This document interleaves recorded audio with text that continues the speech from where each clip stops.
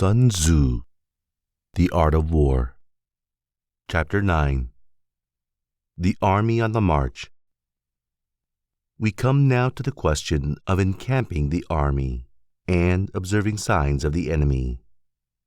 Pass quickly over mountains and keep in the neighborhood of valleys. Camp in high places, facing the sun. Do not climb heights in order to fight. So much for mountain warfare. After crossing a river, you should get far away from it. When an invading force crosses a river in its onward march, do not advance to meet it in midstream. It will be best to let half the army get across and then deliver your attack. If you are anxious to fight, you should not go to meet the invader near a river which he has to cross. Moor your craft higher up than the enemy and facing the sun. Do not move upstream to meet the enemy. So much for river warfare. In crossing salt marshes, your sole concern should be to get over them quickly, without any delay.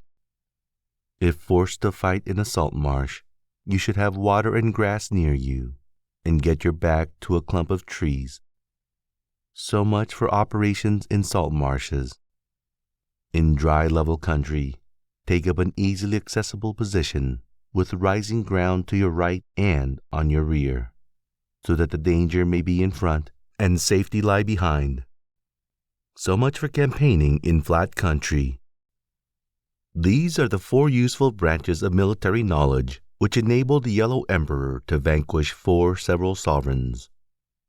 All armies prefer high ground to low, and sunny places to dark. If you are careful of your men and camp on hard ground, the army will be free from disease of every kind, and this will spell victory. When you come to a hill or a bank, occupy the sunny side, with a slope on your right rear. Thus you will at once act for the benefit of your soldiers and utilize the natural advantages of the ground. When, in consequence of heavy rains up country, a river which you wish to ford is swollen and flecked with foam, you must wait until it subsides.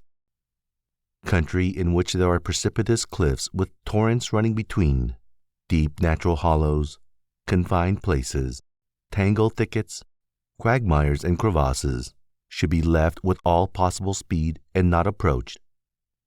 While we keep away from such places, we should get the enemy to approach them. While we face them, we should let the enemy have them on his rear. If in the neighborhood of your camp there should be any hilly country, ponds surrounded by aquatic grass, hollow basins filled with reeds, or woods with thick undergrowth, they must be carefully routed out and searched. For these are places where men in ambush or insidious spies are likely to be lurking. When the enemy is close at hand and remains quiet, he is relying on the natural strength of his position. When he keeps aloof and tries to provoke a battle, he is anxious for the other side to advance. If his place of encampment is easy of access, he is tendering a bait. Movement amongst the trees of a forest shows that the enemy is advancing. The appearance of a number of screens in the midst of thick grass means that the enemy wants to make us suspicious. The rising of birds in their flight is the sign of an ambuscade. Startled beasts indicate that a sudden attack is coming. When there is dust rising in a high column, it is the sign of chariots advancing. When the dust is low but spread over a wide area, it betokens the approach of infantry. When it branches out in different directions, it shows that parties have been sent to collect firewood. A few clouds of dust moving to and fro signifies that the army is encamping. Humble words and increased preparations are signs that the enemy is about to advance. Violent language and driving forward as if to the attack are signs that he will retreat. When the light chariots come out first and take a position on the wings, it is a sign that the enemy is forming for battle. Peace proposals unaccompanied by a sworn covenant indicate a plot. When there is much running about and the soldiers fall into rank, it means that the critical moment has come. When some are seen advancing and some retreating, it is a lure. When the soldiers stand leaning on their spears, they are faint from want of food. If those who are sent to draw water begin by drinking themselves, the army is suffering from thirst. If the enemy sees an advantage to be gained and makes no effort to secure it, the soldiers are exhausted. If birds gather on any spot, it is unoccupied. Clamor by night betokens nervousness. If there is disturbance in the camp, the general's authority is weak. If the banners and flags are shifted about, sedition is afoot. If officers are angry, it means that the men are weary. When an army feeds its horses with grain and kills its cattle for food, and when the men do not hang their cooking pots over the campfires, showing that they will not return to their tents, you may know that they are determined to fight to the death. The sight of men whispering together, in small knots or speaking in subdued tones, points to disaffection amongst the rank and file. Too frequent rewards signify that the enemy is at the end of his resources. Too many punishments betray a condition of dire distress. To begin by bluster, but afterwards to take fright at the enemy's numbers, shows a supreme lack of intelligence. When envoys are sent with compliments in their mouths, it is a sign that the enemy wishes for a truce.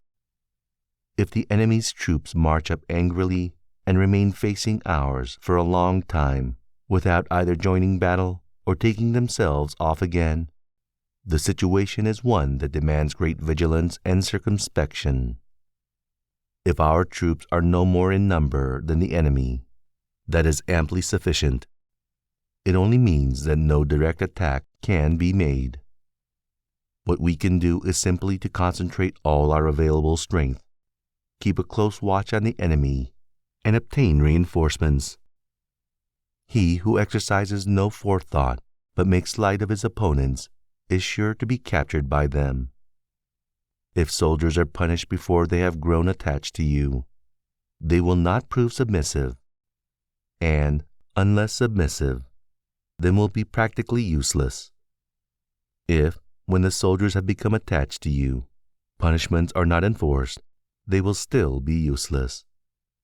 Therefore, soldiers must be treated in the first instance with humanity, but kept under control by means of iron discipline. This is a certain road to victory. If in training soldiers commands are habitually enforced, the army will be well disciplined. If not, its discipline will be bad.